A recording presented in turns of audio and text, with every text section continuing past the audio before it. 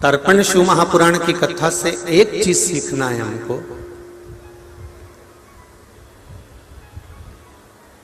कितना भी अच्छा तैरने वाला हो और उसको तैरना आता ही है,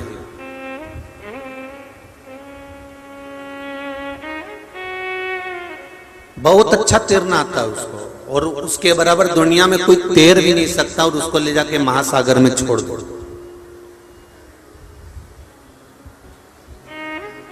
जब उसको ले जाकर हम महासागर में छोड़ते हैं, महासागर में ले जाकर जब छोड़ दिया जाता है, तब उसको निकलने का कोई स्थान नहीं होता।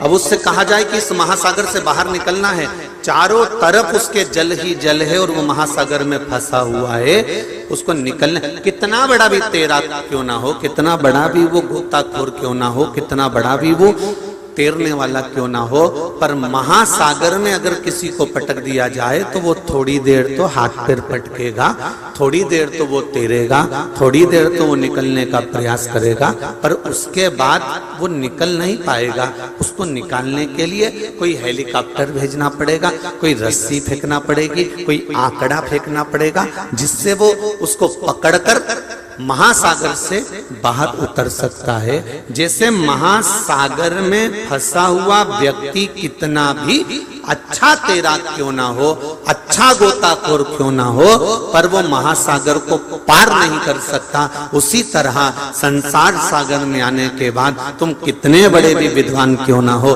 कितने बड़े भी धनी क्यों ना हो, कितने बड़े भी पैसे वाले क्यों ना हो, और कितने बड़े भी विद्वान से विद्वान क्यों ना हो, जब तक परमात्मा का हेलीकॉप्टर नहीं आता, ज्ञान रूपी परमात्मा का जब हेलीकॉप्टर आता है और भक्ति की डोरी बांध कर ले जाता है, तब जाकर हम निकल पाते हैं। हमारा निकलना सहज नहीं हो पाता।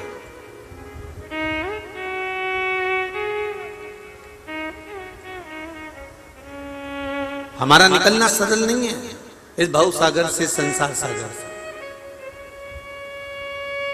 भगवान शिव की कथा कर रहे हैं, आप संसार में कितना भी अच्छा, कितना भी ज्ञान प्राप्त कर लो, कितना भी धन प्राप्त कर लो, कितना भी वैभव प्राप्त कर लो, कितनी भी सत्ता प्राप्त कर लो, कितना भी आनंद आप प्राप्त कर लो, पर शिव महापुराण की कथा कहती है, जब तक आप शंकर के चरणारविंद की भक्ति प्राप्त नहीं करते, तब तक इस भव सागर से तर नहीं सकते। ये निश्चित है, इसे करने का तरीका ही शिव कथा। सारी समस्या का हल, जरा जम के तो बोलो, एक लोटा जल।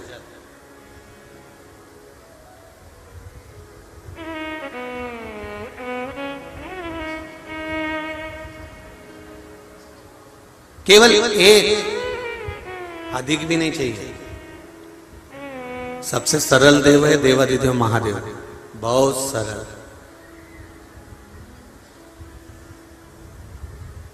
घर में से निकलने का एक रास्ता होता है, उसका कारण ये होता है कि आसपास के सारे खिड़की दरवाजे बंद कर दिए जाते हैं, जिससे कोई चोर, कोई गलत व्यक्ति अंदर प्रवेश ना कर जाए। आप फ्लैट में रह रहे हैं, मकान में रह रहे हैं, बंगले में रह रहे हैं, चाहे आप कॉलोनी में रहो, कॉलोनी से निकलने का भी एक रास्ता रखा जाएगा, बाकी के सारे रास्ते बंद कर दिए जाएंगे। घर में भी बहुत रास्ते बनते हैं, पर सारे रास्ते बंद कर कर एक रास्ता चालू रहता है कि इस रास्ते पर जाओगे तो बाहर निकल जाओगे। एक रास्ता।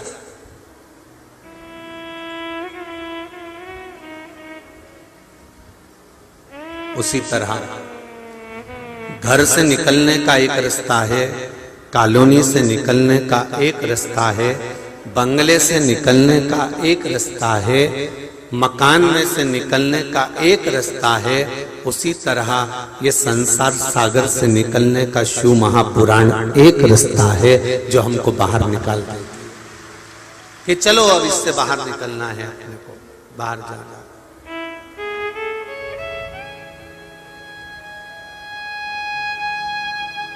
तर्पण शिव महापुराण की कथा वर्णन कर रही है।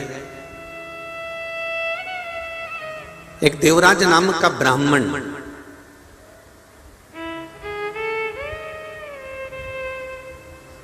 जो ब्राह्मण कुल में जन्म तो ले लिया पर ब्राह्मण कर्म नहीं कर पाया।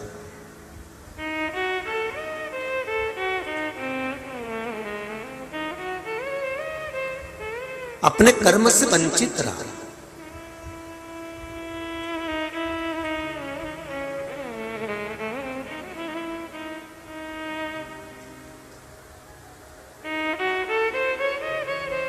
कर्म श्रेष्ठ नहीं कर पाया। ब्राह्मण का कर्म है शास्त्र पढ़ना, शास्त्र सुनाना।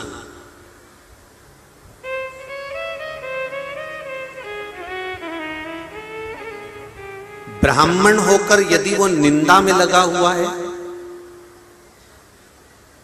ब्राह्मण होकर यदि वो बेकार कर्म में लगा हुआ है, ब्राह्मण होकर यदि वो अपने कृत्य से, अपने कर्म से वंचित रह गया, तो इस जन्म में भले वो ब्राह्मण बनकर पैदा हो गया पर अगले जन्म में वो ब्राह्मण बन नहीं सकता। फिर उसकी गति बिगड़ जाती है। फिर वो ना जाने कितनी 84 लाख योनियों में, गरुड़ पुराण उठाकर देखेंगे तो गरुड़ पुराण में लिखा हुआ है, आप जरा स्मरण करेंगे कि ब्राह्मण का कर्म क्या है और वो उस कर्म से अगर वंचित हो जाता है तो उसकी गति कितनी बुरी होती है।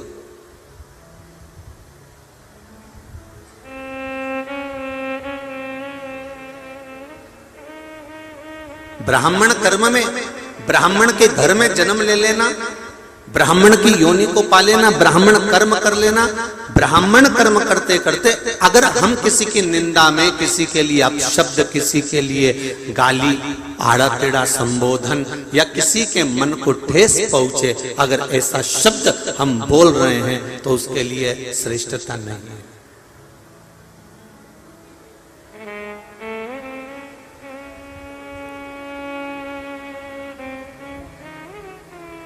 जब किसी के प्राण छूटते हैं ना, जितने लोग आस्था पे सुन रहे हैं जरा ध्यान दीजिएगा, और जितने फेसबुक यूट्यूब पर सुन रहे हैं और जितने अशोक नगर की इस न्यू मंडी प्रागड्य में बैठकर कथा को सुन रहे हैं वो भी ध्यान रखना।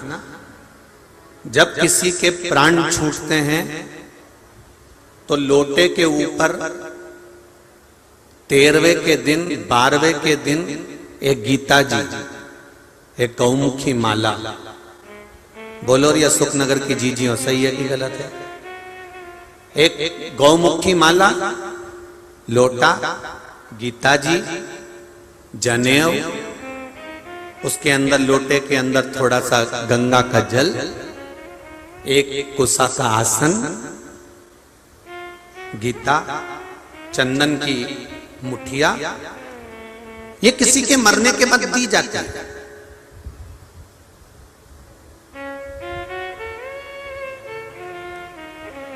किसको देते हैं?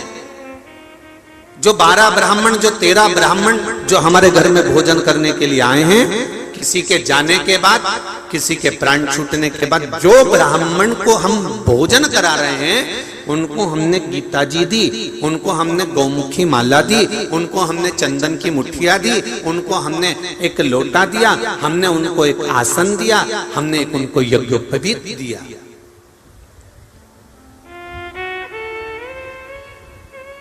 अब 13 ब्राह्मण को, 12 ब्राह्मण को किसी के जाने के बाद ये सामग्री जब दी जाती है तो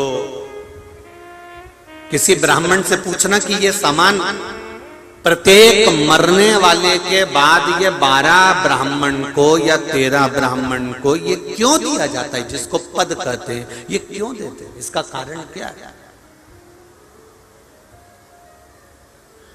किस लिए देते हैं?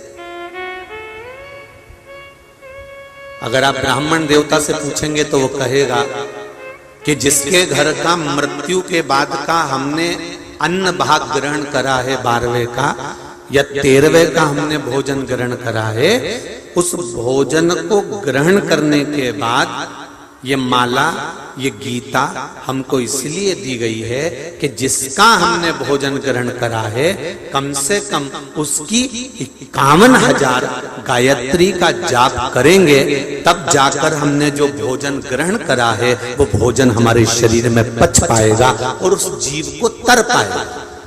उस जीव को मोक्ष तब मिलेगा जब इस आसन पर बैठकर इस माला को जपकर हम भगवत स्मरण करें, हम गीता का स्मरण करें या हम गायत्री करें। पर जितने ब्राह्मण 12वें का भोजन करने के बाद जाते हैं, 13वें का भोजन करने के बाद जाते हैं, उनसे निवेदन करूंगा कि कितनी देर बैठकर हम माला जप पाते हैं, कितनी देर बैठकर हम गायत्री का स्मरण कर पाते हैं, कितनी देर बैठकर हम गीता का स्मरण कर पाते हैं, कितनी देर बैठकर हम भगवत चर्चा कर पाते हैं, कितनी देर बैठकर हम भगवत नाम ले पाते हैं, कितनी देर।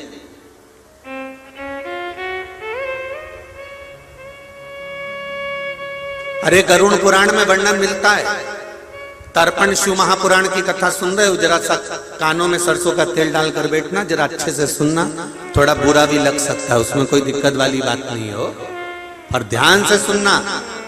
गरुड़ पुराण में और जितनी चीज बोल रहे हैं, कौन सी पुराण से बोल रहे हैं वो भी आप स्मरण में रखना कि आपको कौन सी पुराण से बोला जा रहा है। गरुड़ पुराण में लिखा है कि श्राद्ध पक्ष में अगर ब्राह्मण भोजन भी करता है और भोजन कर कर यदि यजमान के घर से आता है तो उसको घर पर बैठकर कम से कम 21,000 या 11,000 गायत्री का जाप करना चाहिए, जिससे उसने जिसके यहाँ भोजन करा उसके पूर्वजों को मुक्ति मिले और अपने जीवन का भी कल्याण हो सके।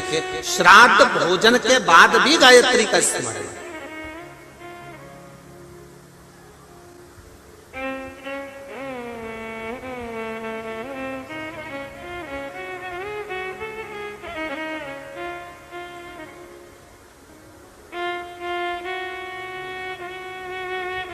हम कितनी गायत्री कर रहे हैं, हम कितना भजन कर रहे हैं, हम कितना मंत्र जाप कर रहे हैं, हम कितना स्मरण कर रहे हैं। कहीं हमारा आधे से ज्यादा समय तो निंदा में तो नहीं निकल गया, हमारा कुछ समय कहीं दूसरे की गलती को छांटने में तो नहीं निकल गया।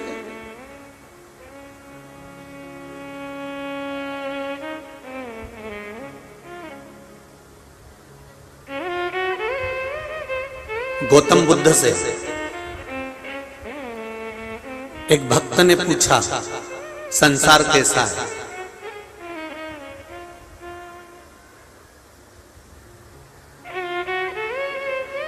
गौतम बुद्ध से एक भक्त ने पूछा संसार कैसा है, तो गौतम बुद्ध ने एक सफेद कागज बुलवाया, एक शीट बिल्कुल व्हाइट कलर की एकदम सफेद शीट को बुलवाया और गौतम बुद्ध ने एक डंडी को तोड़कर उस डंडी में से काजल की एक बिंदी छोटी, बिल्कुल छोटी, उस सफेद शीट पर, उस सफेद कागज पर लगा।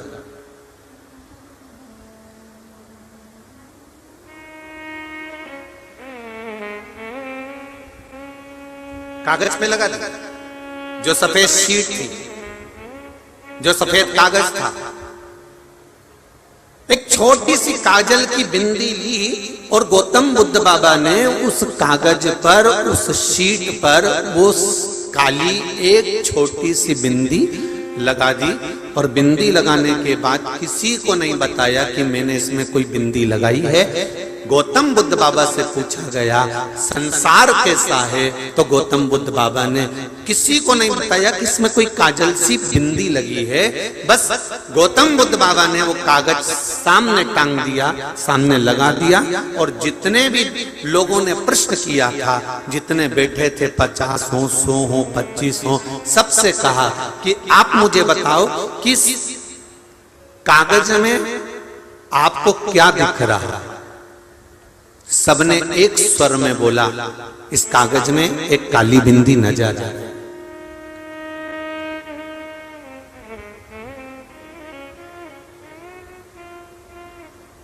इस कागज में हमको एक काली बिंदी नजर आ रही है। गौतम बुद्ध बाबा ने कहा बस ये संसार है।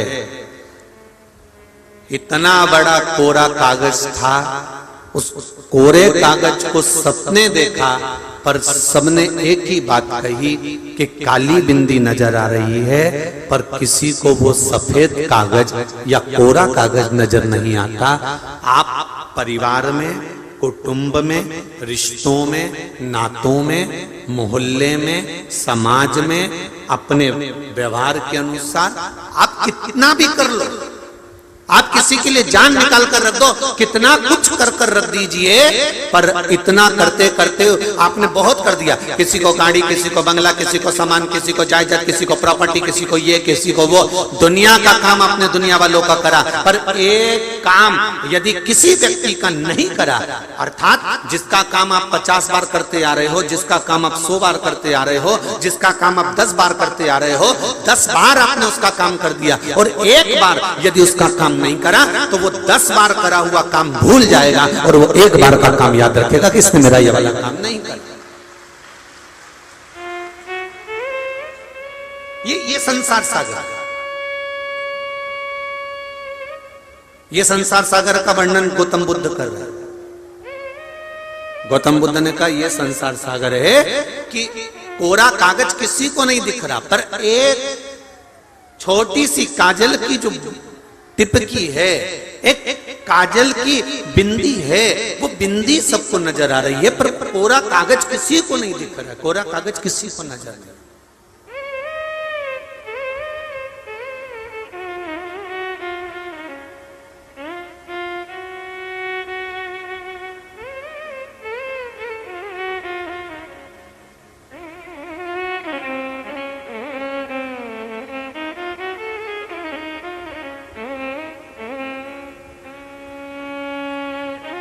वो कोरा कागज की अंदर जो बिंदी है वो देखना सबको दिखा, पर कोरा कागज गौतम बुद्ध कहते हैं इतना बड़ा कागज था, किसी को तो कह देना था कि इतना बड़ा कागज कोरा है, पर वो कोरा नहीं दिखा, सबको वो बिंदी नजर आई। उसी तरह ये संसार है, आप कितना भी अच्छा कर दो। एक बुजुर्ग माँ, एक माता अपने बेटे को 4 बेटे हैं, 3 बेटे हैं, 5 बेटे हैं, बुजुर्ग माता उन 5 बेटों को 4 बेटों को बराबर का दूध पिलाती है। बोलोरी अशोक नगर की जीजियों इतनी बूढ़ी बुजुर्ग माता बैठी हैं, अपने बेटे को बराबर का दूध पिलाती। ये नहीं कि मैं छोटे बेटे को ज्यादा दूध पिलाऊंगी तो मंजिले को कम पिलाऊंगी तो संजले को ज्यादा पिलाऊंगी कि बड़े को ज्यादा पिलाऊंगी।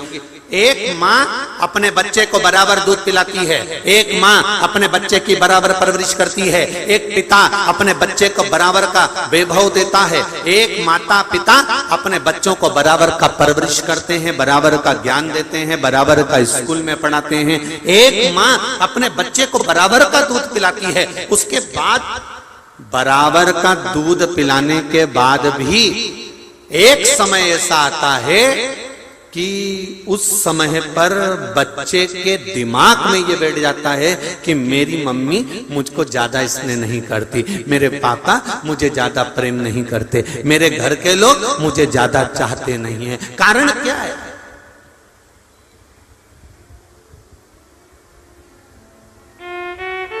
और बच्चों में भेद नहीं होता, भाई भाई में कभी भेद नहीं होता साहब। भाइयों में तो इतना प्रेम होता है कि एक के लिए एक अपनी जान निकाल के रख दे। दिक्कत भाइयों में नहीं होती, दिक्कत तो जो ये जगदम्बा होना आती है ना, त्रिवेणी संगम, ये जब एकाग्रित होती है ना तब दिक्कत चालू होती है। ये स्लो पॉइजन देती है। देख लो तुम्हारी मम्मी को, देख लो तुम्हारे पापा को, सब उन्हीं के लिए कर रहे हैं, तुम्हारे लिए कुछ नहीं करा उन्होंने, जिंदगी में कुछ नहीं करा, जिंदगी में कुछ नहीं करा। बस ये स्लो पॉइजन थोड़ा थोड़ा थोड़ा जो देना चालू करा चंद्र घंटा ने, और ये भेरू पे सिंदूर चढ़ गया।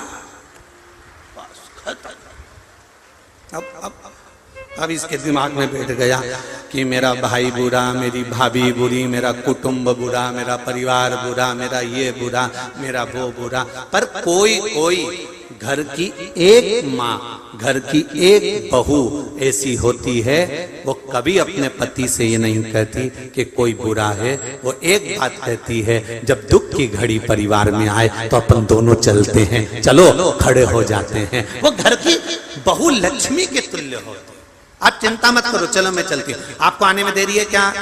आप नहीं आ रहे हो क्या? आप कहीं काम में फंसे हो और परिवार में दिक्कत आ गई तो धर्म पत्नी एक ऐसी होना चाहिए, तुरंत कूद कर सामने खड़ी हो जाए, मैं हूं। शिव महापुराण में वर्णन मिलता है महाराज,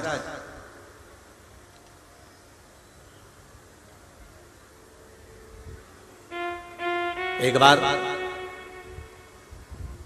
भगवान शंकर माता पार्वती को लेकर घूमने के लिए निकले थे।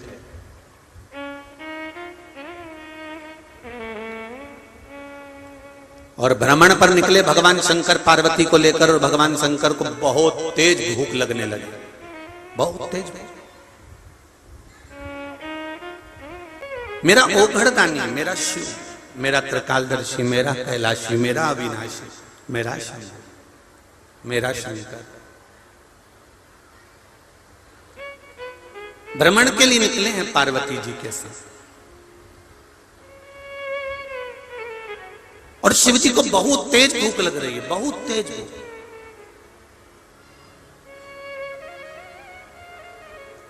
शंकर भगवान ने कहा, पार्वती इतना भूख लग रही है, इतना भूख लग रहा है कि मुझे भोजन करना है, जल्दी कुछ व्यवस्था कर। पार्वती जी ने कहा, प्रभु चलो कैलाश चलते हैं और हम भोजन बना देते हैं। पार्वती जी, तेरे हाथ का भोजन करते करते तो बहुत समय हो गया, आज मेरा मन है कि पृथ्वी पर भ्रमण पे निकला हूं तो किसी के यहां यदि श्राद्ध हो रही हो तो मैं भोजन कर लेता हूं। 16 दिन श्राद्ध के चल रहे हैं और मैं भोजन कर लेता हूं। पार्वती जी ने कहा कि तुम ओघड़दानी, त्रिकालदर्शी, कैलाशी, अविनाशी शिव श्राद्ध का भोजन करोगे? श्राद्ध का भोजन? पार्वती जी ने जैसे कहा तो शंकर भगवान बोले कि पार्वती तुझे मालूम नहीं है शायद, जब किसी के भी घर में श्राद्ध होती है और वो चाहे घी और शक्कर का भी थोड़ा सा भाग कंडा जलाकर, गोबरी जलाकर थोड़ा सा भी भाग अग्नि में छोड़ते हैं तो शिवजी कहते हैं सबसे पहला अंश पितरों के पास बाद में जाता है, पहला अंश मेरे पास आता है, फिर मैं उस अंश को पितरों के पास भेज दे।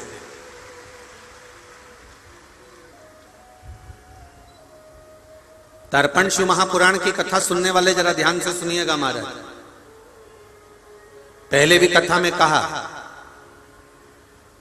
1 रुपए कमा रहे हो, 1.25 रुपए खर्च चल रहा है, घर में कोई बीमार बना हुआ है, घर में कोई तकलीफ आ रही है, कष्ट आ रहा है, तो केवल एक काम करना है कि हमें शंकर भगवान को 1 लोटा जल समर्पित करना।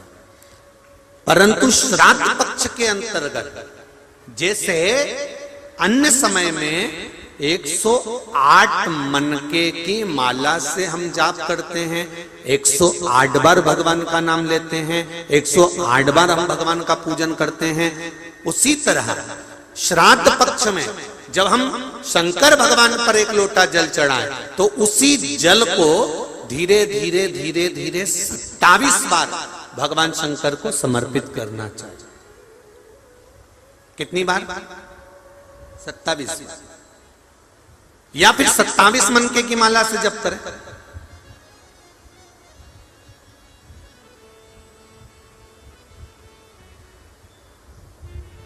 उसका फल क्या होगा? भगवान शिव अपने रूप रखकर इन पितरों को वो भाग देना चालू कर देते। भूल से भी 16 श्राद्ध के 16 दिन में से एक दिन भी अगर हमने एक ही पानी का कलश, एक ही लोटा, ऐसा नहीं कि तुम्हें 27 बार पानी भर के चढ़ाना, लोटा एक ही है, कलश एक ही है, और उसको धीरे धीरे धीरे धीरे कर 27 बार छोड़ दिया जाता है। तो शिव महापुराण की कथा कहती है कि अगर रोज हमारे पितरों को, रोज हमारे पूर्वजों को अगर हमने तर्पण भी नहीं किया है, जल भी नहीं दिया है, और शंकर भगवान को 27 बार जल का भाग हम समर्पित करते हैं अपने पूर्वजों के लिए, तो हम नहीं भी दे पाए तो एक बार में पूरे 16 दिन का जल हम अपने पूर्वजों को प्रदान कर देते हैं।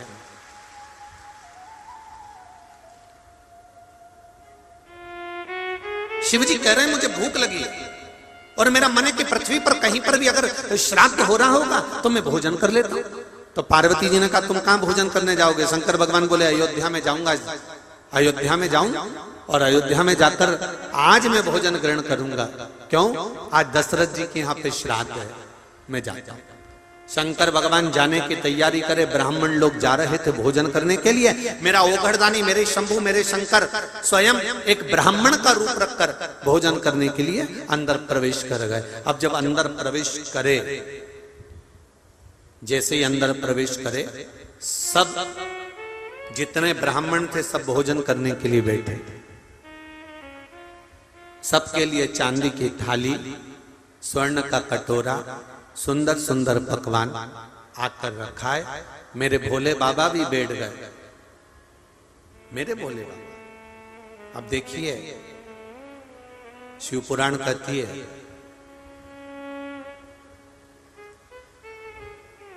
यदि श्राद्ध का भोजन, श्राद्ध पक्ष के अंतर्गत जो भोजन बनाया जाता है वो भोजन घर की बहू अगर बनाती है, घर की मां अगर बनाती है, घर की नारी अगर भोजन बनाती है, तो आधा भाग जो ब्राह्मण ने भोजन किया है वो आधा भाग का भोजन तो जिस ससुराल पक्ष में बेटी भोजन बना रही है उसके ससुराल के भाग को प्राप्त होता है, और आधा भोजन का फल बेटी के मायके वाले को प्राप्त हो जाता है कि उसने भोजन करा।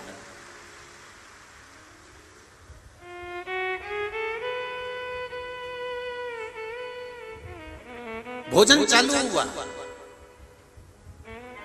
खीर मालपुआ सब परोसा गया, सबने खाना चालू करा।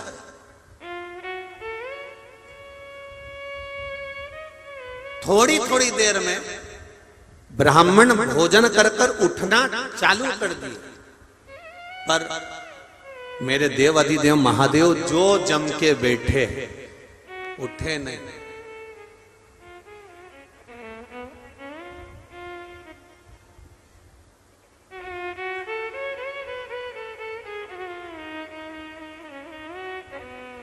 उठे ही नहीं। किसी किसी की आदत रहती है एक पंगत में काम नहीं चलता, 2-3 पंगत जरा जमदारी से लगाना पड़ती है। और अभी अभी तो यह बफेट चल गया, पहले के समय में तो पत्ते की पत्तल आती थी और उस पत्तल के पत्ते का ही दोना बनता था। बोलो री जी सही है गलत है? पत्ते का ही दोना।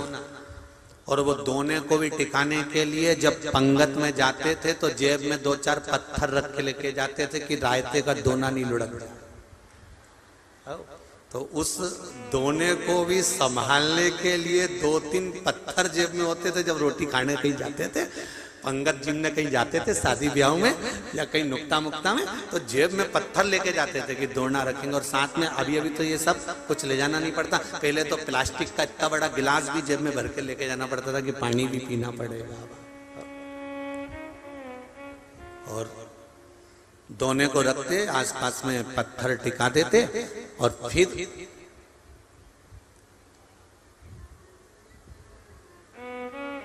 सबसे जोरदार ज्ञान तो भोजन के समय पे प्राप्त होता है।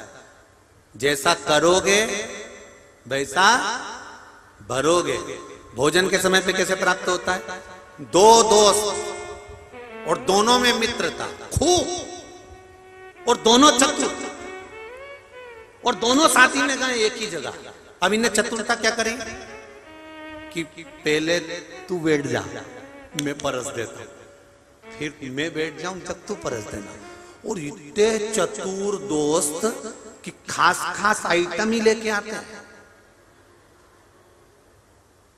सब्जी लाया,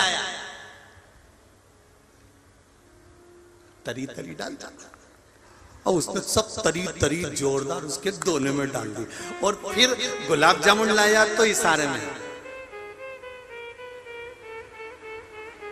उन्हें जो इशारा करा दो का उन्हें दो धर दी। अब देखो जैसे उसने खिलाया है ना, दोस्त ने जैसे 2 गुलाब जामुन रखी, तरी रखी ने, जोरदार गरम गरम पूड़ी रखी ने, खोपरा पाक रखा ने, बालूशाही रखी, खूब जोरदार रखा और ये अब खाने के बाद उठ गया। उठने के बाद अब उसकी बारी आई और उसकी बारी आई तो वो बैठा और वो बैठा और इतने में ये सही से नहीं परोसे तो फिर अगली बार कोई परोस, फिर इसकी बारी है कि ये अच्छे से परोस। शिव पुराण कर रही है, देवादिदेव महादेव बैठे हैं, भोजन चालू है, भंडारा चालू है, श्राद्ध चालू है और भोजन करने के लिए जब देवादिदेव महादेव बैठ गए और भोजन चालू हो गया और भोजन चालू होने के बाद माता केकई, सुमित्रा, कौशल्या सब भोजन में, सीता, उर्मिला, मांडवी, शुद्धकीर्ति सब भोजन में लगी हुई हैं और सब भोजन बना बना के दे रही हैं, माताएं परोस रही हैं, बड़े प्रेम से भोजन चल रहा है। भोजन चलते चलते चलते चलते चलते चलते सब उठ गए पर महादेव नहीं उठे। इतनी देर में उर्मिला जी दौड़ कर आकर बोली सीता जी के पास, जीजी ओ जीजी। जीजी बोली क्या बात है? सीता जी ने कहा उर्मिला क्या हो गया? उर्मिला जी बोली सब पंडित उठ गए पर एक पंडित बैठा है वो नहीं उठ रहा है। सीता जी बोली तू एक बार एक काम कर, पानी भर के ले जा और पूछो महाराज पानी पियोगे? तो फिर इतने में उर्मिला जी पानी लेके, प्रभु पंडित जी पानी? पंडित जी बोले हमारे यहाँ पानी एंड में पीते हैं। तो उर्मिला जी ने पूछा पंडित जी एंड कब होगा? तो पंडित जी बोले अभी तो शुरुआत है, महत्तम चालू हुआ है, टेलर चालू हुआ। ठीक है। अब उर्मिला जी दौड़कर फिर सीता जी के पास गई, जीजी जीजी। जीजी बोली क्या बात है? कि वो तो अभी तुम एंड में पानी लेंगे। तो सीता जी बोली ले जा और ले जा, पूड़ी ले जा, कचौड़ी ले जा, भजिया ले जा, मालपुआ ले जा, खीर ले जा, सब ले जा के रख दिया। भगोने खाली होते गए, बर्तन खाली होते गए। सीता जी ने फिर शुद्धकीर्ति को बुलाया, शुद्धकीर्ति इधर आओ। शुद्धकीर्ति ने बोला हाँ जीजी जाओ जरा पंडित जी से पूछ कर आओ भोजन कैसा बना। पंडित जी के पास शुद्धकीर्ति जी गई, प्रभु भोजन कैसा बना? पंडित जी बोले भोजन तो क्या जोरदार बना है, पूछो ही मत।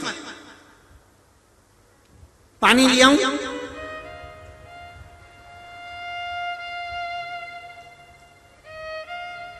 शंकर जी बोले एंड में लेंगे, आखिर। जैसे ही शुद्धकीर्ति जी अंदर गई, सीता जी ने पूछा उठ गया? शुद्धकीर्ति जी बोली वो तो अपन सबको उठा के उठेगा, वो कोई ऐसे उठने वाला है, अभी तो बैठा है। केकई मैया आ गई। केकई जी ने पूछा सीता तुम्हारे सिर पर पसीने की बूंद जमी हुई है, श्राद्ध चल रहा है ससुर का और तुम्हारे सिर पर पसीने की बूंद, कोई दिक्कत है क्या? नहीं मां, एक ब्राह्मण भोजन करने बैठा है। केकई बोली वो तो सब ब्राह्मणों के साथ बैठा था। हाँ मां, 5 बार की पंगत उठ गई पर अभी तक वो नहीं उठा। मां तो अब तो सवेरे का भोजन चल रहा है 10 बजे का, दोपहर की 2-3 बज गई, अब तो उठने वाला होगा, जाओ थोड़ा और दिया। तो सीता जी बोली दे तो आती मां, पर भंडारे में भोजन की कमती हो गई। भोजन की कमती, एक काम करो डबल से बनाओ। सीता जी बोली 6 बार बना चुके हैं, अब अंदर का पूरा माल निकाल के रख दिया। केकई तुरंत आवाज लगाकर बोली द्वारपालों से कहो बाजार में से सामान लेकर आए और सीता फिर भोजन बनाओ। सास ने आवाज लगाई कि बाजार से भोजन लेकर आओ और जिमाओ। इतने में सारे द्वारपाल भागे और बाजार से भोजन ले लेकर आने लगे। जब आटे की बोरियां बाजार से आने लगी और शंकर जी के सामने अंदर जाने लगी, इतने में शंकर भगवान ने रोक कर पूछा रुको रुको, क्या ले जा रहे हो अंदर? तो क्या अभी आटा ले जा रहे हैं, उसनेगा फिर पूड़ी बन के तुम्हारे पास आएगी। इतने में पंडित जी बोले, शंकर भगवान जो पंडित के वेश में थे वो बोले अंदर ले जाने की जरूरत नहीं है, तुम तो यही धर दो। इतना अंदर जाएगा फिर वापिस आएगा फिर मैं खाऊंगा, उससे अच्छा यहीं पे रख दो तुम तो, मैं आराम से खा लूंगा। आटे की बोरी रख दी, बेसन की बोरी रख दी, मैदे की बोरी, रवे की बोरी, घी तेल शक्कर सब ला के रख दिया और भोलेनाथ जी खाना चालू कर दिया। खाते गए खाते गए खाते गए खाते गए, उठे नहीं। इतने में सीता जी की आंख में जल भर गई। कौशल्या जी ने पूछा, जानकी तुम रो रही हो? आज ससुर जी की यहाँ का श्राद्ध है और घर की बहू रोए, ये अच्छी बात नहीं है। तुम क्यों रो रही हो, क्या हुआ तुमको? इतने में सीता जी बोली, माँ एक पंडित भोजन करने बैठा है तो उठ नहीं रहा, पानी का पूछो। सीता जी बोली, अब की बार मैं ही जाती। सीता जी हाथ में जल लेकर पहुंची। ब्राह्मण देवता, अगर आपका आधा हो गया हो तो पानी थोड़ा सा पी लीजिए। इतने में ब्राह्मण देवता बोले, आधा तो होने दो, जब आधा होगा मैं पी लूंगा। सीता जी ने मन में सोचा, भी तो आधा ही नहीं हुआ और अपन तो एंड की तैयारी में बैठे। सीता जी रोती रोती आंख में जल भरकर भगवान राम जी के पास पहुंचे। राम जी महाराज तो बड़े मस्ती में बैठे हुए थे। तुरंत सीता जी को कहा, जानकी भोजन ब्राह्मण जी के चले गए? सीता जी बोली, सब चले गए, एक ही बैठा है, उठ नहीं रहा, तो उसको अच्छे से जिमाओ। सीता जी बोली, सारा सामान जिमा दिया, भंडार का सामान जिमा दिया, सूखा जितना रखा था वो जिमा दिया, दुकानों पे से लाकर अंदर तो आया ही नहीं, बाहर निपटा गया। तो राम जी बोले फिर? सीता जी बोली, अब आप बताओ क्या करें? राम जी बोले, पहले मुझे देखने दो कि भोजन करने बैठा कौन है। मेरे राम जी जो जाकर झरोके में से झांके, झांकते से पहचान गए कि आज मेरे महादेव अकेले नहीं 33 कोटि देवी देवताओं को अपने अंदर बिठाकर भोजन कर, आज मेरे महादेव 33 कोटि देवताओं को अंदर बिठाकर भोजन कर रहे हैं। तब सीता जी को आवाज लगाकर कहा, अब तू मत जा, जो ज्यादा एक्शन मारे ना तो कुछ मत करो, जो पार्टी में ज्यादा इतराए उसकी पत्नी को लाके खड़ा कर दो, फिर देखो बापड़े को। तुरंत चुप, साइलेंट, फिर हंसेगा भी नहीं, और हंसेगा भी तो उतना ही उसको देखकर, इससे ज्यादा हंसेगा भी नहीं।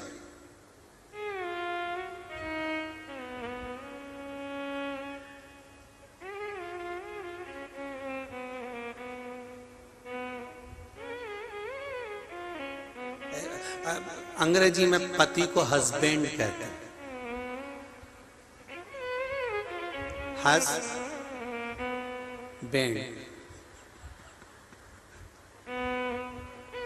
वो बैंड गलत हो गया, पहले था हस्बैंड, हंसने पे बैंड है और वो बैंड लगा दिया गया।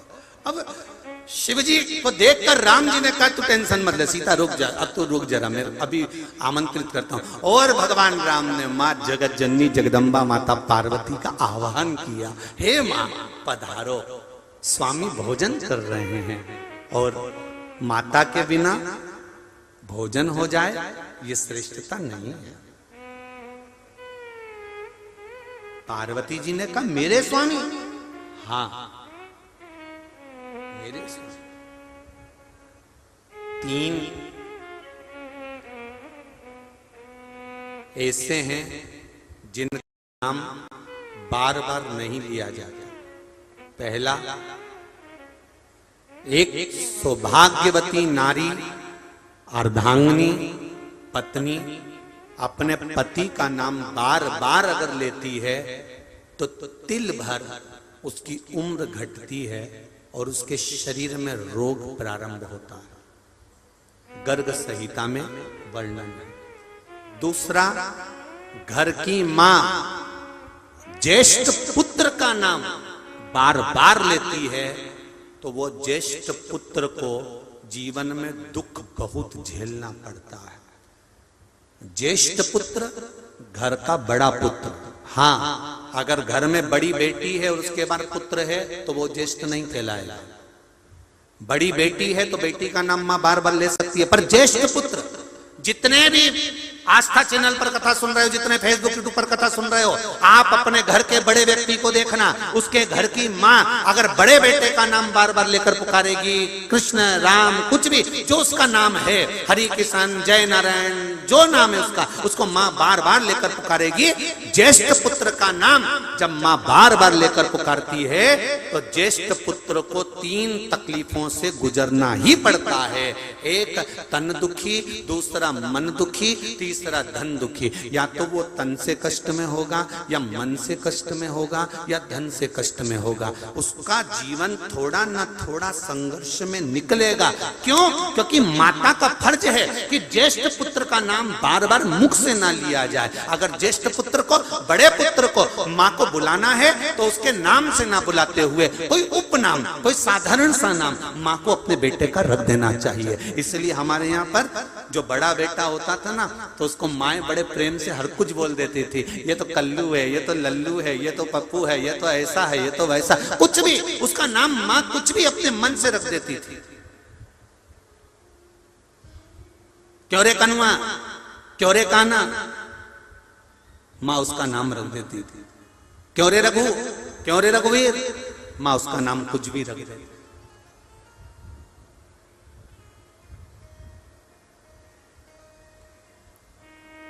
पहला, सौभाग्यवती नारी अपने पति का नाम लेती है तिल भर उम्र गढ़ती। दूसरा, माँ अपने ज्येष्ठ पुत्र का नाम बार बार ना ले, उसका नाम परिवर्तित कर दे। ये मेरा लाला है, नाम कुछ भी हो, ये लाला है, ये कान्हा है, उसका नाम चेंज कर दे, बदल दे। बोलते समय बार बार अगर ज्येष्ठ पुत्र का आप भी देखना, ये शास्त्रों के जो सुख हैं आप अपने घर में देख सकते हैं। आप अपने घर में अनुभव करना, जो घर का बड़ा बेटा है और माँ उसका नाम, जो उसका नाम है उसी को माँ बार बार लेकर पुकारती है, तो जो बड़ का घर का बड़ा बेटा होता है, ज्येष्ठ पुत्र होता है, उसको थोड़ा ना थोड़ा कष्ट सहन करना ही पड़ता है। तीसरे नंबर पर गुरु का नाम।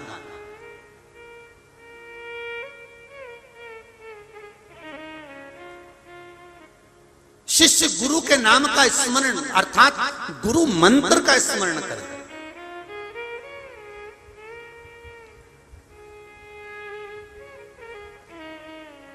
बार बार आप बोल सकते हो ये हमारे गुरुजी हैं, ये हमारे गुरुजी हैं, साहब वो अशोक नगर में रहते हैं, साहब वो गुना में रहते हैं, साहब वो शिवपुरी में रहते हैं, साहब वो वहां रहते हैं। आप कह सकते हो ये हमारे गुरुजी हैं, उस मठ में रहते हैं, वो हमारे गुरुजी हैं। आदमी पहचान जाएगा। क्या नाम लेना गुरु का जरूरी है कि वो कमलकांत जी, वो रामकिशोर जी, ये हमारे नाम, गुरु का नाम अगर तुमने गुरु मंत्र लिया है, आप गुरु दीक्षा ग्रहण करे हो, तो गुरु के नाम का स्मरण भी, गुरु मंत्र का स्मरण करो।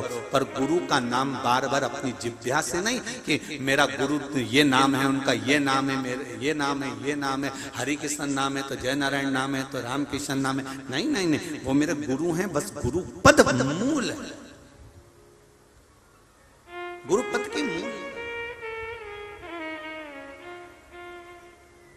पार्वती जी ने पूछा कौन? मेरे स्वामी।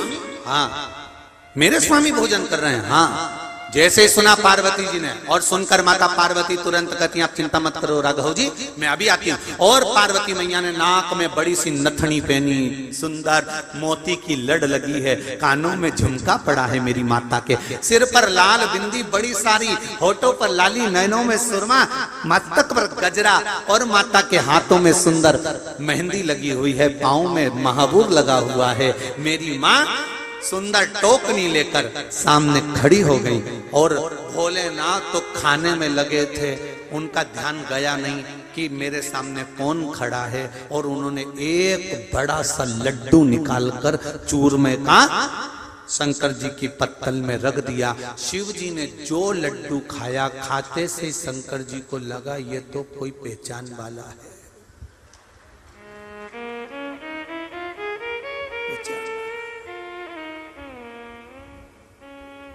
तुरंत देखा तक नहीं कि कौन ने परोसा, उतनी देर में पहचान लिया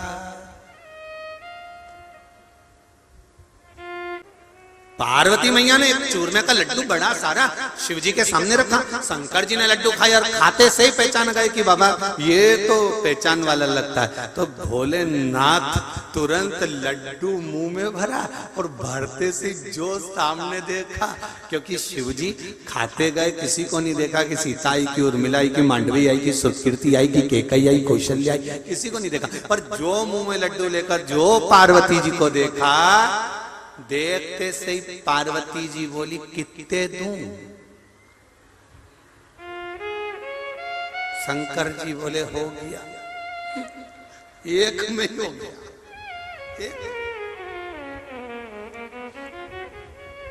पतियों की आदत है, अकेले अगर पार्टी में गए हैं तो कम से कम 2-2.5 घंटा सूरमा जैसे घूमेंगे। और अगर इनके साथ में जगत जननी गई है, फिर देखना थोड़ी देर खाना खाने के बाद बोलेंगे चले चले चले। अब पत्नी कह रही है रुको, तुमने तो खा लिया, हमेशा तो 2 घंटे 3 घंटे में आते थे, आज मेरे साथ आए हो तो इतनी जल्दी। पति बोलेगा तेरे चक्कर में तो जल्दी में हूं, कोई आ गया और सेल्फी लेने लगा तो आफत खड़ी कर दी। तू चले तू चले तू चले। अब बड़ी हुई शिव जी के सामने माता पार्वती बोली कितने लड्डू और रखूं? शंकर भगवान बोले एक में हो गया। पार्वती पर एक बात बता, तू यहां कैसे आ गई? पार्वती जी बोली तुम मेरे स्वामी हो, आद्य शक्ति हूं मैं, मुझे जो आमंत्रित करता है मैं जाती हूं। राम जी ने मुझे बुलाया था, आप उठ नहीं रहे थे, इसलिए शिव जी ने कहा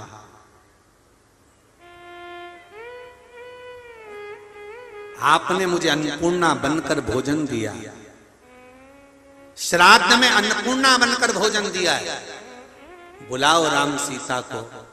राम सीता आए, शंकर भगवान ने वर दिया, सुनो सीता, सुनो जानकी मां, श्राद्ध पक्ष में जिसके घर में भोजन बनता है, पूरे 16 दिन में से अगर एक दिन भी कोई श्राद्ध का भोजन किसी के घर में बनेगा, वर्ष भर उसके घर में कभी अन्नपूर्णा की कमी नहीं आएगी। ये मेरा वर है।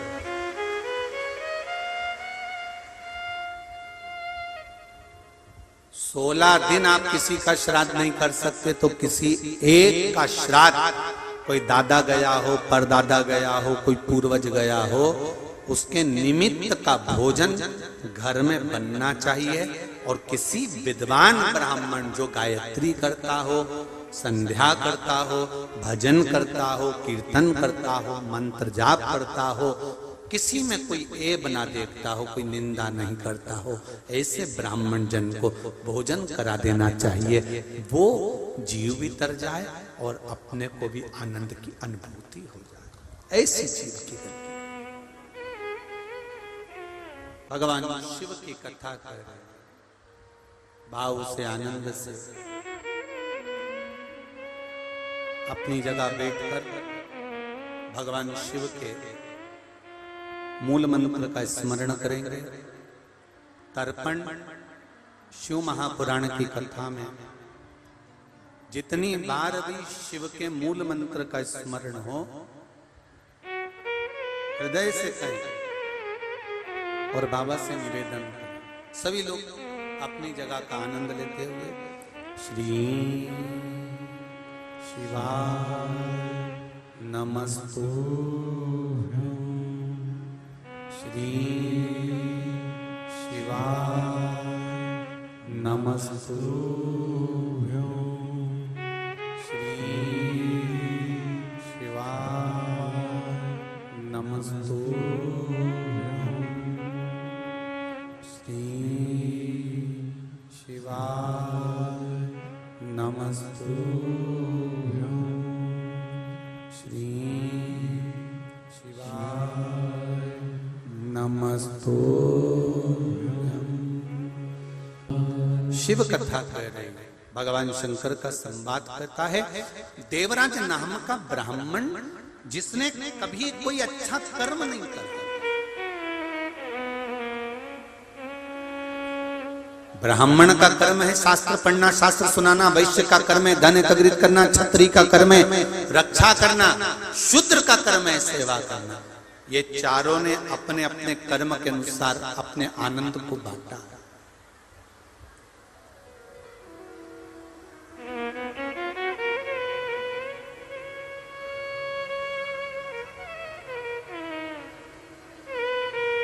चारों पर देवराज नाम का ब्राह्मण कर्म से वंचित था, बहुत अच्छी जिंदगी जी रहा था, बहुत अच्छा जीवन जी रहा था, और अच्छा जीवन जीते जीते जीते जीते एक नारी का संग पकड़ लिया इसने, एक नारी का संग। देखिए पहले भी कथा में कहा, आज फिर कह रहे हैं, तुम्हारे पेट भरने की जवाबदारी मेरे परमात्मा की है, पर तुम्हारी पेटी भरने की जवाबदारी मेरे परमात्मा की नहीं है। क्या भरेगा वो तुम्हारा? पेट भरेगा। पेट भरने की जवाबदारी परमात्मा की।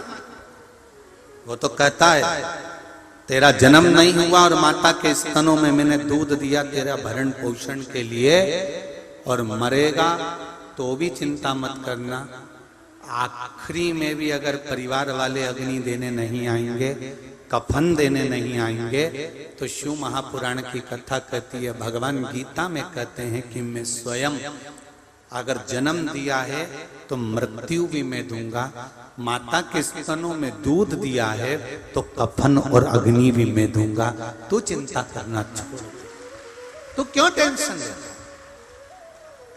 अगर जन्म मैंने दिया है तो मृत्यु में दूंगा। जब सारी दुनिया से हार जाओ, सारी दुनिया के आगे हाथ जोड़ जोड़ कर थक जाओ, शिव महापुराण की कथा कहती है फिर अंतिम बिंदु है मेरा शिव, मेरा ईश्वर, मेरा भगवान, उसके चरणों में जाकर बैठ। एक पत्र आया है, देखिए, पत्र तो बहुत है पर उसमें देखिए,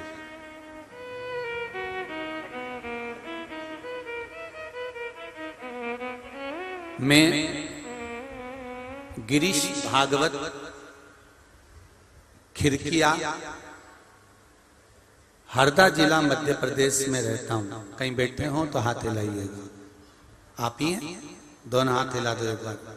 श्री शिवाय नमस्तुभ्यम, ऐसे दोनों हाथ हिला दीजिए। हर हर महादेव। मैं गिरीश भागवत खिरकिया हरदा जिला मध्य प्रदेश में रहता हूं। हम लॉकडाउन से कथा सुन रहे हैं। बाबा की महिमा का गुणगान कितना करें उतना कम है। मेवा मेरी पत्नी के विवाह को 13 वर्ष हो चुके थे। हमने कई डॉक्टरों से अपना इलाज करवाया, परंतु संतान का सुख नहीं था। सभी जगह से निराशा हाथ लगी।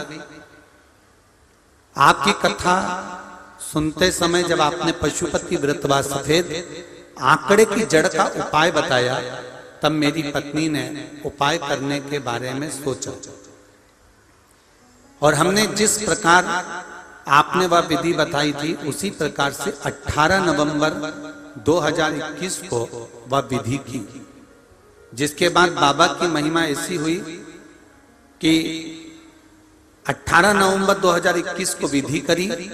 5 जनवरी को मेरी पत्नी की रिपोर्ट बाबा की कृपा से पॉजिटिव आ गई और उसका गर्भ ठहर गया। परंतु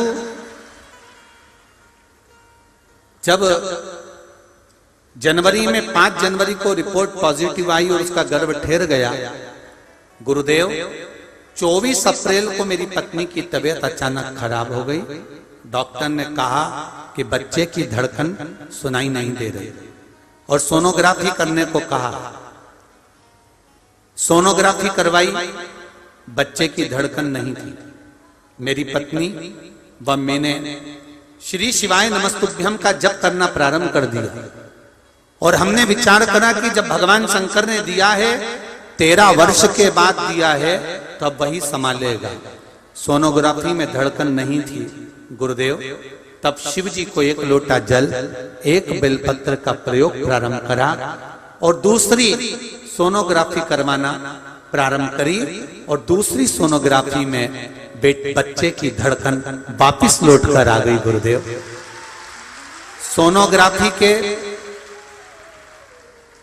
डॉक्टर ने कह दिया था ये संतान नहीं होगी, इसको गिरवा दिया जाए क्योंकि ये संतान नहीं है, क्योंकि बच्चे की धड़कन नहीं है। पर डॉक्टर के अनुसार अब उसकी धड़कन वापिस आ गई थी गुरुदेव। 20 अगस्त 2022 शाम को 6:04 को महादेव की कृपा से मेरे यहाँ संतान की प्राप्ति हो गई और बच्चा सुखी है। बेटी है। श्री शिवाय नमस्तुभ्यम। हर हर महादेव। ये शिव है। ओ घड़ी, हम आपसे भी कहें, जितने आस्था चैनल पर सुन रहे हो, फेसबुक यूट्यूब पर सुन रहे हो, जितने इस अशोकनगर की पावन मंदिर प्रांगण में इस पावन कथा को सुन रहे हो, हृदय से, दिल से, जितनी देर कथा में बैठो उतनी देर बाबा से विनय कर कर जाना कि बाबा मेरे मन की अभिलाषा है, मैंने सुना है कि तू 3 महीने में पूरी कर देता है, मैं भी कथा सुनकर जाऊं और अगली कथा में मेरा भी एक पत्र पहुंचे, ऐसी कृपा कर देना और मेरा कार्य सफल। सुनता है, अवश्य सुने। हृदय, चित्त, मन, आप भगवान से कहो तो हृदय से, दिल से कहकर जाओ, वो दिल से सुने।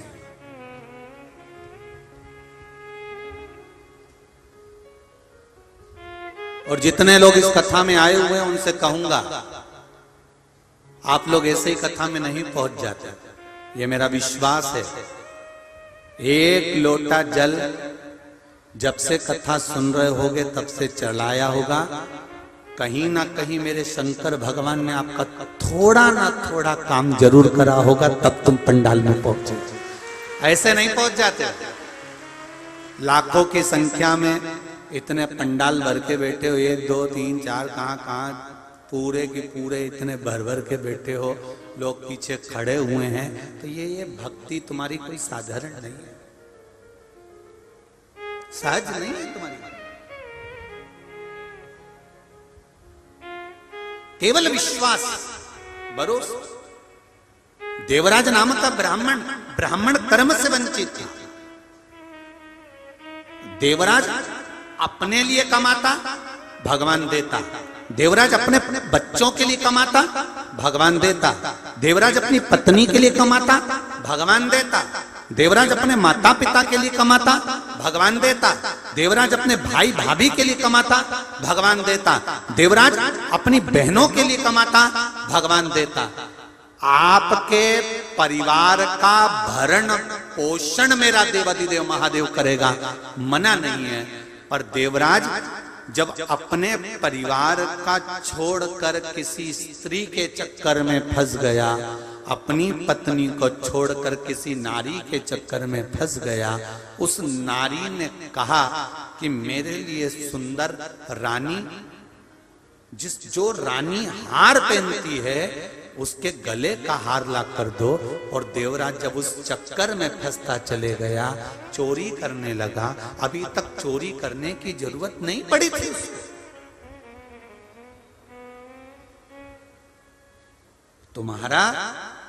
तुम्हारे परिवार का, बच्चों का, पत्नी का, कुटुंब का भरण पोषण करने की जवाबदारी मेरे भगवान की है। पर व्यक्ति चोरी कब करता है? जब अलग पैसा उसको लगने लगता है, कहीं मदिरापान में, कहीं वेश्यावृत्ति में, कहीं जुए में, कहीं मांसाहार में, कहीं व्यसन में। एक पत्र आया है, वो भी देखिए।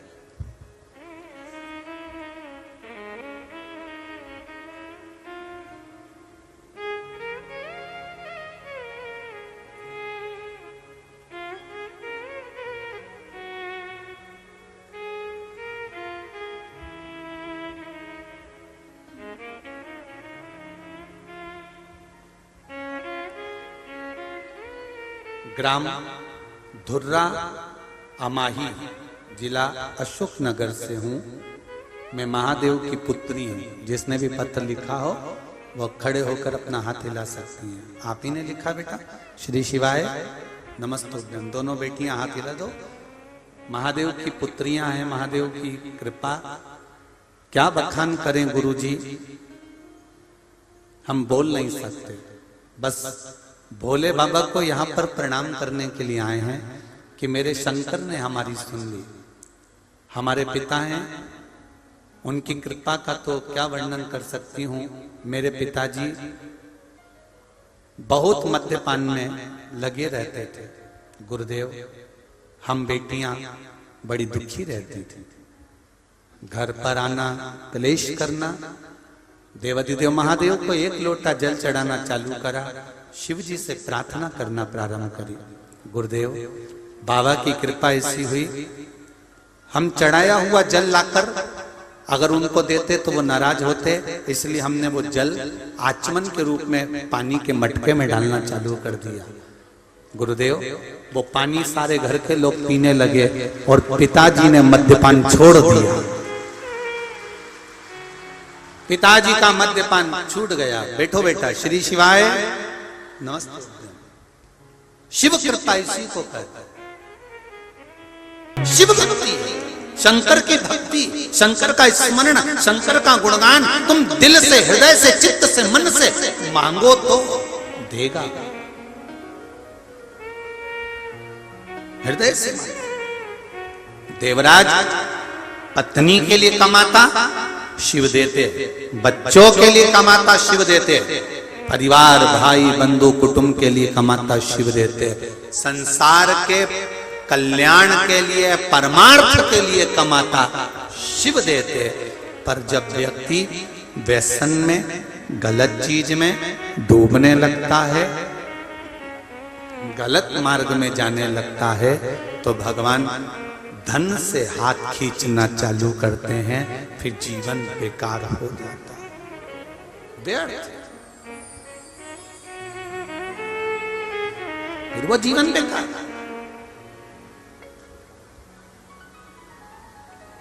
देगा वो। जन्म दिया है तो पेट भरने की जवाबदारी उसी की है। पर आप अपने परिवार में और परमार्थ का काम सत्कर्म करते रहिए, देने में कमी नहीं आएगी। जिस कुएं में पानी भरा ही रहता है, वो कुएं में एक दिन बदबू आने लगती है।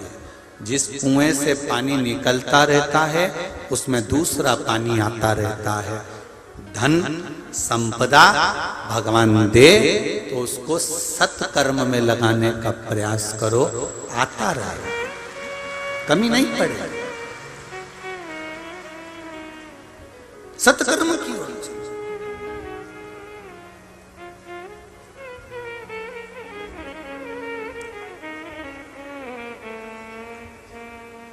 बचिए। फिर कहेंगे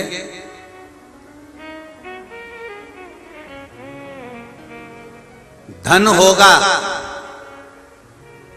जेब में अगर मोबाइल है, गले में चेन पड़ी है, तुम्हारे पास में धन रखा हुआ है, धन होगा तो चोर की दृष्टि जरूर होगी। सुंदरता यदि आपकी है तो लुच्चों की दृष्टि जरूर होगी। और यदि भीतर शिव भरा है तो महादेव की दृष्टि जरूर होगी। ये निश्चित है, ये निश्चितता है आपके जीवन। जाने ना जाने। देवराज ब्राह्मण शरीर में ताप पड़ गया, शिव जी के मंदिर में चोरी का सामान लेकर पहुंच गया। शंकर भगवान की कथा चल रही थी, 2 क्षण की कथा उसके कानों में पड़ गई। वो 2 क्षण की कथा उसका कल्याण कर गई। बेलपत्री के वृक्ष के नीचे वो बैठा और शरीर से प्राण निकले, शिवधाम चले गया। शिव महापुराण की कथा कहती है, हमारे यहाँ पर श्राद्ध पक्ष में कौए को भोजन दिया जाता है। बोलो देते कि नहीं देते? जम के बोलो जरा। देते हैं। गौ माता को भोजन दिया जाता है, स्वान को भोजन दिया जाता है, किसी भिक्षुक ब्राह्मण, कोई भूखा, कोई साधारण कोई व्यक्ति को भोजन दिया जाता है। क्यों?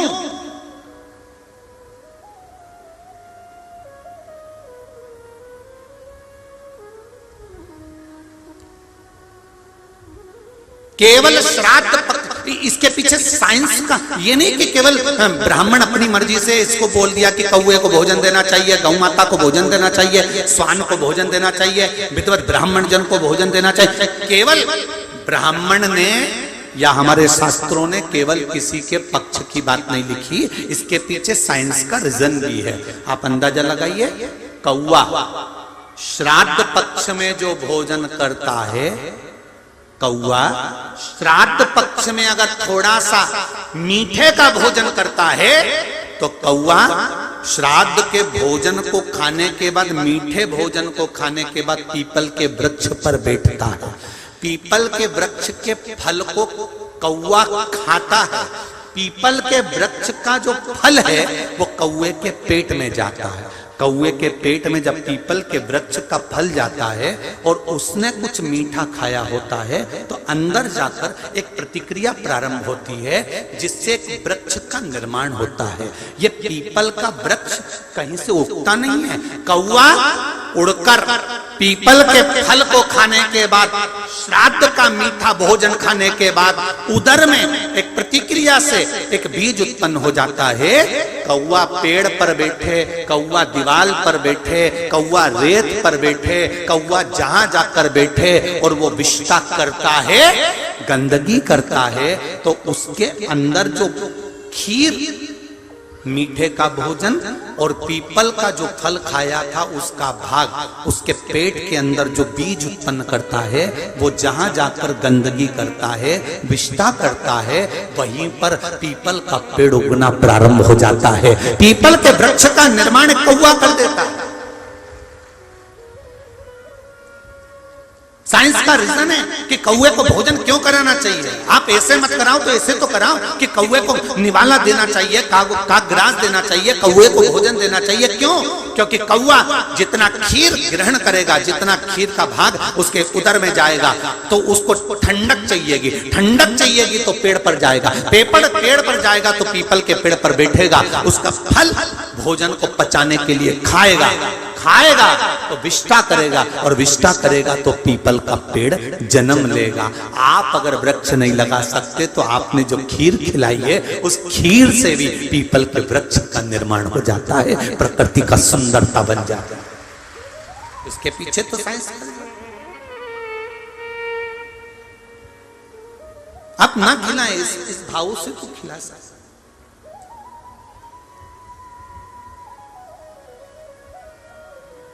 महाराज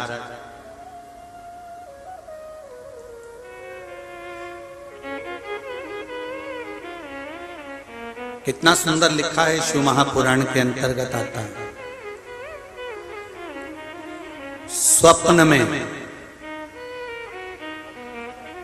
4 जगह पर अगर पितृ घर के पूर्वज दिख रहे हैं तो उसका फल क्या होता है।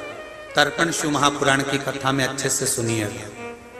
मेरी माताओं से भी निवेदन है और मेरे भाइयों से भी निवेदन, आपके घर के पूर्वज जो मर चुके हैं, आपके सपने में अगर 4 जगह पर नजर आ रहे हैं तो उसका फल देखिए।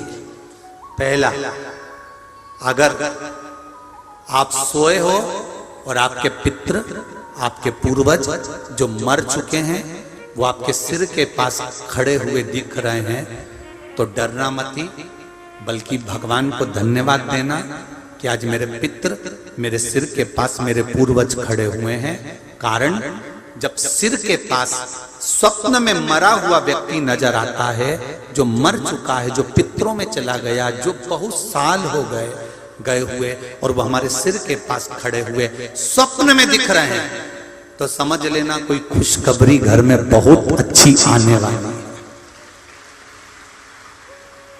दूसरा, वही पितृ, वही पूर्वज जो मरे हुए हैं, जो चले गए हैं, वो हमारे पांव के पास अगर नजर आ रहे हैं तो समझो कि घर में कोई तकलीफ आने वाली, उसका स्मरण।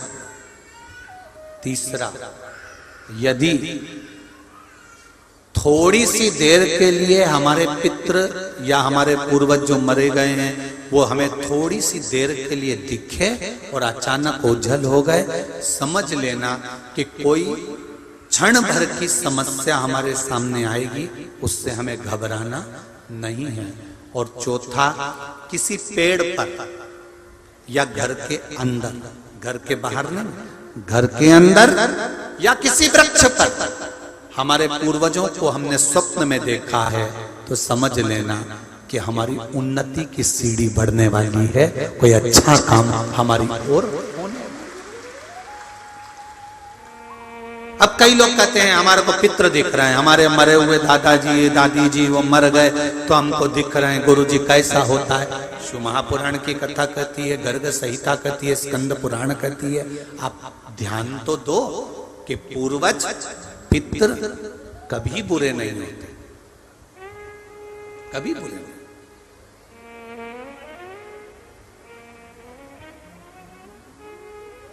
उनका काम केवल देने का है। मृत्युलोक, चंद्रलोक, चंद्रलोक के ऊपर है पितृलोक। पितृलोक कहां पर है? चंद्रलोक के ऊपर। पितरों का काम क्या है?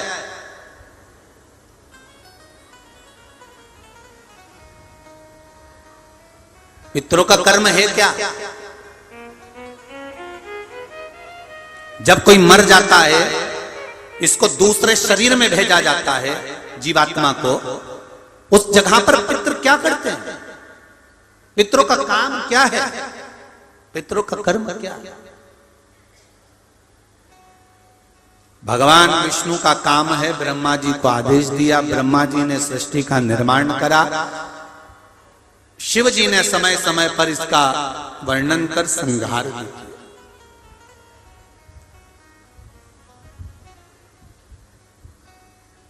पितरों का कर्म क्या है?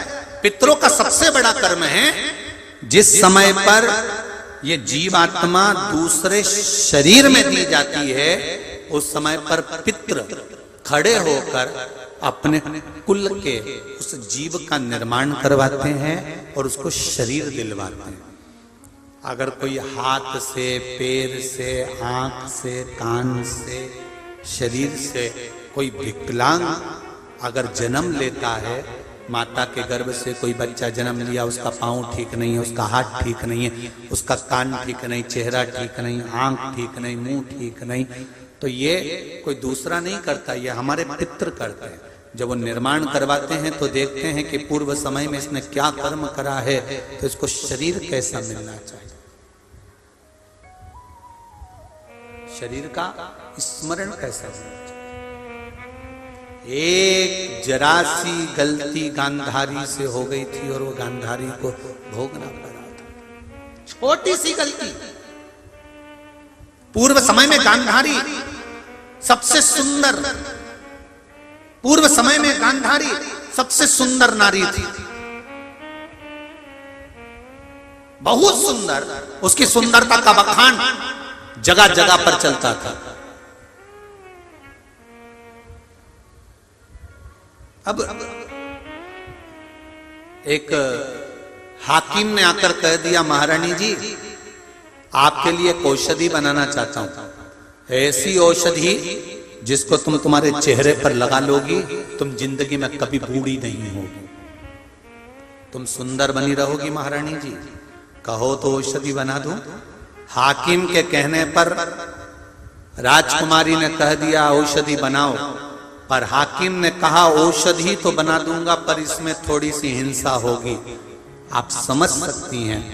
महारानी ने कहा कैसी हिंसा, मुझे कोई मतलब नहीं, तुम तो भले हिंसा हो पर दवाई बनाओ, औषधि बनाओ।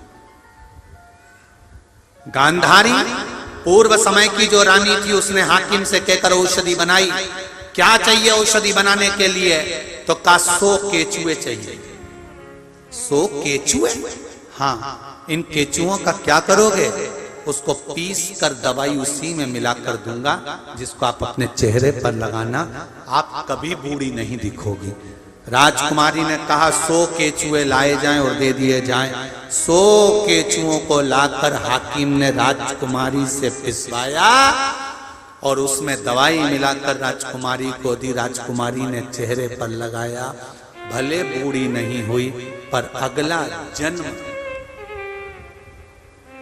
जब गांधारी का पाया, आंखों पर पट्टी बंधी है, पुत्र मर चुके हैं। गांधारी कृष्ण से कह रही है मुझे अपने बेटों का एक बार दर्शन करा दे, मैंने अपने बेटों को नहीं देखा, मैंने सुना है मेरे सारे के सारे बेटे मर गए, तू एक बार मिला दे। गांधारी को पकड़कर भगवान कृष्ण ने युद्ध के मैदान में कुरुक्षेत्र में ले जाकर खड़ा कर दिया। गांधारी से कहा पट्टी खोलो आंखों की। गांधारी ने आंखों की पट्टी खोली तो सामने एक बोर का बेर का पेड़ दिखा, एक बेर का पौधा, एक बोर का जो बेर हम खाते हैं उसका पौधा नजर आ गया। और पौधा दिखते से ही तुरंत गांधारी ने बेर तोड़ना चाहे पर बेर तो ऊंचे लगे थे। गांधारी ने एक शव को उठाया, दूसरे शव को उठाया, तीसरे शव को उठाया, शवों का ढेर लगाया। गांधारी उस पर चढ़ गई और बेर तोड़कर खाने लगी। खाने के बाद गांधारी को याद आया कि मुझे तो अपने बेटों से मिलना है जो मर गए। कृष्ण से कहा कान्हा मेरे बेटे कहाँ हैं? कृष्ण कहते हैं गांधारी काकी जो आपके पांव के नीचे मसले जा रहे हैं ये आपके बेटे ही हैं। गांधारी कहती है मेरे बेटों की ये दशा कैसे हो गई? मैंने कोई पाप नहीं करा, मैंने कभी कोई गलत कर्म नहीं करा, फिर ये दशा हुई कैसे है? भगवान कृष्ण ने कहा गांधारी काकी पूर्व समय में तुमने 100 केचुओं को मलवाया था, वो 100 केचुए आज आपके सामने मले हुए पड़े हैं। जैसा दूसरे के साथ करोगे वैसा भोगने के लिए तैयार हो। इसीलिए हम कहते हैं अपने घर के दरवाजे पर लिख दो तेरा क्या होगा रे कालिया। एक समय तो जवाब देना ही पड़ेगा। अंत बिंदु ऊपर जाकर भी रोगे ना तो कहोगे मैंने बच्चों के लिए करा था, मैंने पत्नी के लिए करा था, परिवार के लिए करा था। भगवान भी कहेगा झूठ तूने बोला, कपट तूने करा, बेईमानी तूने करी, छल तूने करा, इसलिए भोगना भी तुझे ही पड़ा, कोई दूसरा नहीं भोगेगा। इसलिए मेरी माताओं से निवेदन है हफ्ते में एक बार अपने पति से कह दिया करो कि मंदिर जाया करो। हफ्ते में एक बार अपने पति से कहा करो कि शिव महापुराण में जाया करो। हफ्ते में एक बार अपने पति से कहो कि भगवान की शरणागति जाओ। क्यों? कमाया पत्नी के लिए, कमाया बच्चों के लिए, दुकान पर बैठकर झूठ बोला बच्चों के लिए, अच्छी एजुकेशन देना है, अच्छा पढ़ाना है, पत्नी के लिए सामान लाना है, गाड़ी करना, ये करना, वो करना, कमाया पत्नी और बच्चों के लिए, परिवार और कुटुंब के लिए।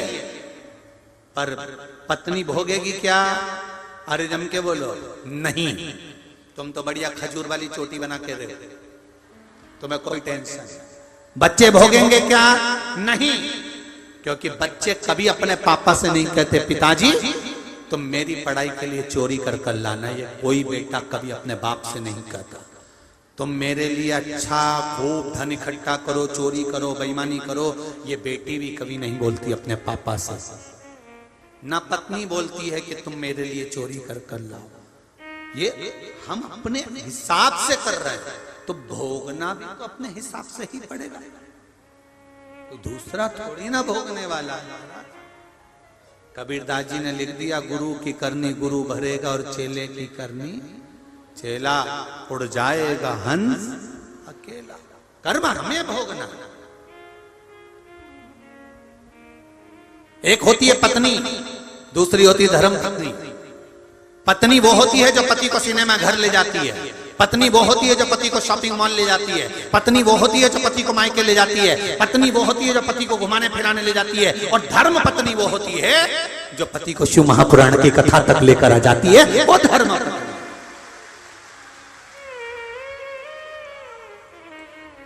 धर्म के पथ पर जो लेकर जा रहा हो, धर्म के मार्ग पर जो लेकर जा रहा हो, और ये तुम्हें करना पड़ेगा। स्वामी सुनो, क्या हो रहा है? मेरे कमर में दर्द है, शंकर जी को एक लोटा जल चढ़ाया, वहीं पे आचमन करिया, वहीं से एक बेलपत्री खाया है। क्या होगा बेलपत्री खाने से? अरे तो खाने में अपना क्या जा रहा है, खाओ तो क्या दिक्कत है?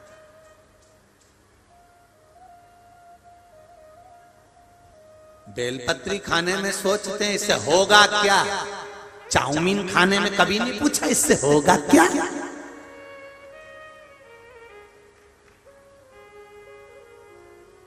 आड़ा टेढ़ा सामान खा गया, मानी पूछा ठेले पे, पानी बतासा खा लिया और पानी बतासे को हो रही खुजली,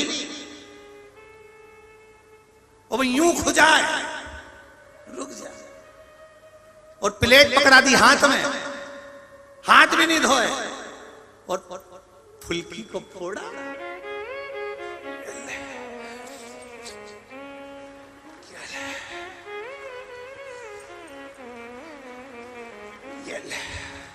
और पति पत्नी दोनों कह रहे कितना स्वाद है पानी में, ऐसा तो घर में नहीं आता। अब उनको क्या मालूम है एक्स्ट्रा सामान घर में नहीं डलता, उनके कौन समझा। ये सारा एक्स्ट्रा सामान बाहर डलता, घर में तो अच्छा बनता है, इसीलिए तुमको स्वाद नहीं आता, तुम्हारी आदत पड़ गई एक्स्ट्रा सामान की। और कह रहे बहुत अच्छा पानी पतासा, बहुत जोरदार पानी पूरी थी, थोड़ा पानी और पिला दो। तो उसने कहा पूरा ही पी जा तुम तो।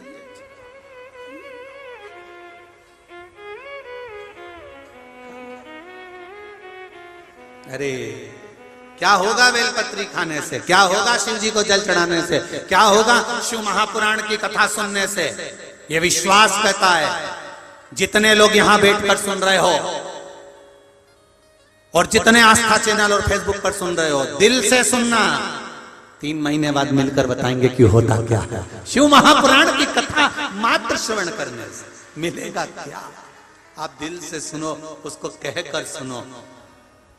महाराज देवराज नाम का ब्राह्मण अंत में गया तो बेलपत्री के पेड़ के नीचे उसके प्राण छूटे चला गया। सोच में पड़ गया मेरे जैसा पापी दुनिया में नहीं होगा, पर मुझे कैलाश धाम क्यों मिल गया? मालूम पड़ा इसकी माता 1 लोटा जल शिव जी को जल चढ़ाती थी और ये बेलपत्री के वृक्ष के नीचे मरा है।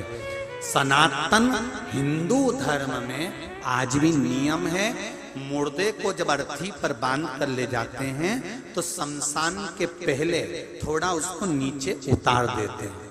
बोलो रे सही है कि गलत है? थोड़ा रोक देते हैं, विश्राम देते हैं मुर्दे को, अर्थी को। बच्चों ने पूछा यहां अर्थी को क्यों रोका, यहां मुर्दे को क्यों उतारा? तो कहा यहां विश्राम देना पड़ता है। बच्चों को यह नहीं बताया कि मुर्दे को विश्राम क्यों दिया जाता है, बच्चों को यह नहीं बताया कि अर्थी को क्यों उतारा जाता है, क्योंकि हमने शिव महापुराण में वर्णन मिलता है कि देवराज नाम का ब्राह्मण बेलपत्री के पेड़ के नीचे प्राणों को त्यागा था तो उसको कैलाश धाम मिल गया था। शमशान ले जाने से पहले मुर्दे को एक पेड़ के नीचे इसलिए रोका जाता है, वो पेड़ किसी और का नहीं होता, वो वृक्ष बेलपत्री का होना चाहिए जिसके नीचे मुर्दे को रखा जाए तो इसको कैलाश धाम मिल जाए। कितना भी पापी हो, बस हमने बच्चों से कह दिया विश्राम देते हैं, मुर्दे को रोकते, पर यह नहीं कहा कि विश्राम कहां देना है, किस जगह पर देना है। जिंदगी में एक अच्छा काम जरूर करना, कुछ करा कि नहीं करा, पर एक काम अच्छा करना, जहां से मुर्दे शमशान के लिए जाते हो, जहां से मुर्दे शमशान के लिए जाते हैं, हम शमशान में नहीं करे क्योंकि शमशान में मुर्दे सब दूर घूमते नहीं है, पर रोड से तो जाते हैं। जिस रोड से शमशान का जो मार्ग है, उस शमशान के मार्ग में बन सके तो जिंदगी में एक बेलपत्री का वृक्ष अवश्य लगाना, जिससे कोई मुर्दा भी निकल कर जाए तो वो तर जाए। एक बेलपत्री का वृक्ष, और वृक्ष ऐसे मत लगाना जैसे आज के लोग लगाते हैं, वृक्षारोपण करना है। 14 दिन तक वृक्ष रहता है, इसके बाद रोपण ही रोपण रहता है, वृक्ष गायब हो जाता है। इतने इतने से पौधे लाए, 5-50 रुपया के, वो लगाए, मालूम पड़े कोई ने पानी दिया नहीं दिया और सारे वृक्ष चले गए। ऐसा वृक्षारोपण नहीं चाहिए। वृक्षारोपण ऐसा करना, वृक्षारोपण करने से पहले सुन लो, बेलपत्री के पौधे को घर में लेकर आओ, उसको पालो, बड़ा करो, बड़ा कर कर फिर उसका जब पौधा तुम्हारी हाइट जितना हो जाए, तुम्हारे रूप जितना हो जाए, 5-6 फीट का, तब उसको शंकर जी के मंदिर में लेकर जाओ, उस बेलपत्री से शिव जी का स्मरण कराओ, उन दोनों की पूजन करो। फिर उस बेलपत्री के पौधे को जब बड़ा हो गया, पाल पोस के तुमने बड़ा कर लिया, बच्चे की तरह, बेटी की तरह, फिर उसका कन्यादान जैसे करते हैं, ऐसा ले जाकर उस वृक्ष को कहीं अच्छी जगह पर लगा दो। इसको वृक्षारोपण कहते हैं। ये नहीं कि इतना सा लाके लगा दिया और उसको बकरी खा गई। आज लगाया, कल गायब हो गया। पूछा क्यों रे, कल यहाँ पेड़ लगाया था, कहाँ गया? तो क्या बकरी चराने वाला आया था, तो पेड़ ले गया, बकरी खा गई। पेड़ गायब हो गया? नहीं, एक वृक्ष को लगाओ, पर उसको पाल पोस कर बड़ा कर कर लगाओ। बेलपत्री का एक वृक्ष, एक पत्ता बेलपत्री का बहुत बल रखता है।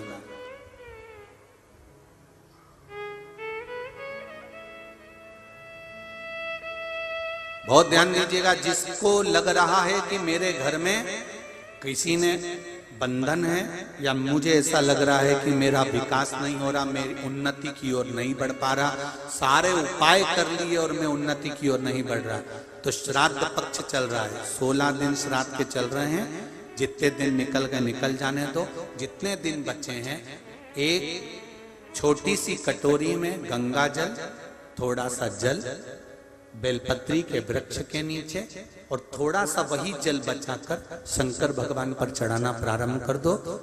ये 16 दिन निकलेंगे, आपको खुद नवरात्रि में अंतर मालूम पड़ जाएगा कि उन्नति की ओर बढ़ना प्रारंभ करा कि नहीं करा। थोड़े से जल में गंगा जल मिलाकर बेलपत्री के वृक्ष के नीचे डालिए, और थोड़ा सा जल देवाधिदेव महादेव, उसी कटोरी का जल, ये उसी पात्र का जल, उसी कलश का जल, चाहे तो आप कटोरी में ले जाओ, चाहे तो आप गिलास में ले जाओ, चाहे तो आप तांबे के पात्र में ले जाओ, चाहे तो आप कलश में भर कर ले जाओ, या रोज जल चढ़ाने जाती है उसमें थोड़ा गंगा जल डाल के ले जाओ। पहले बेलपत्री के पेड़ के नीचे चढ़ा दिया, उसी जल को ले जाकर थोड़ा सा बचा हुआ शिव जी को चढ़ा दिया। बाबा से विनती कर ली, बाबा हमारी उन्नति नहीं हो रही, बड़े दुखी हैं, आगे नहीं बढ़ पा रहे, बहुत कष्ट में हैं, बाबा संभालना। अभी जितने दिन बचे उतने दिन तो चढ़ाओ, उतने दिन तो समर्पित करो। समय आया, देवराज के बाद में कथा आती है, बिंदुक नाम का ब्राह्मण, इसने भी गलत कर्म करा और दीवार से कूद गया, पानी में जाकर डूब गया। 3 तरह से मरे हुए व्यक्ति को मोक्ष नहीं है।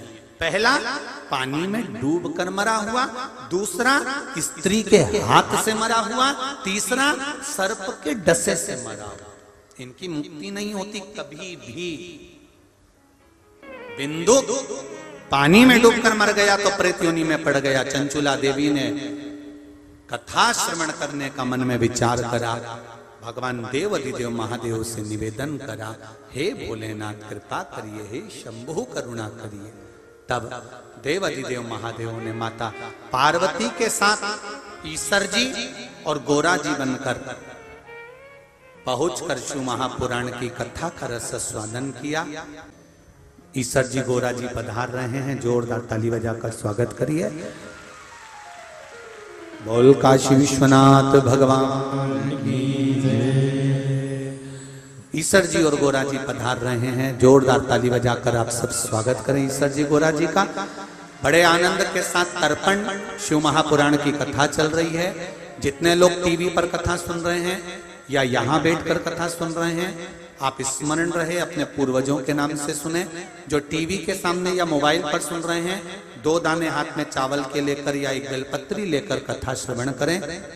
वो चावल का दाना अपने पूर्वजों के या तो फोटो हो तो उनके सामने चढ़ा दें या छत के ऊपर डाल दें चिड़िया पक्षी के लिए। बेलपत्री शंकर भगवान को समर्पित करते जाएं। प्रतिदिन एक बेलपत्री, या प्रतिदिन नहीं कर सकते तो एक बेलपत्री को 7 दिन, या चावल का दाना 2 रखकर ये तर्पण शिव महापुराण की कथा को सुनो, जिससे जीव की गति हो और उसका मोक्ष हो। ईसर जी गोरा जी पधारे हैं, जोरदार ताली बजाकर स्वागत। भाव भक्ति के साथ कथा रस तत्व को श्रवण कर अपने जीवन को आनंद पाइए। हर हर महादेव।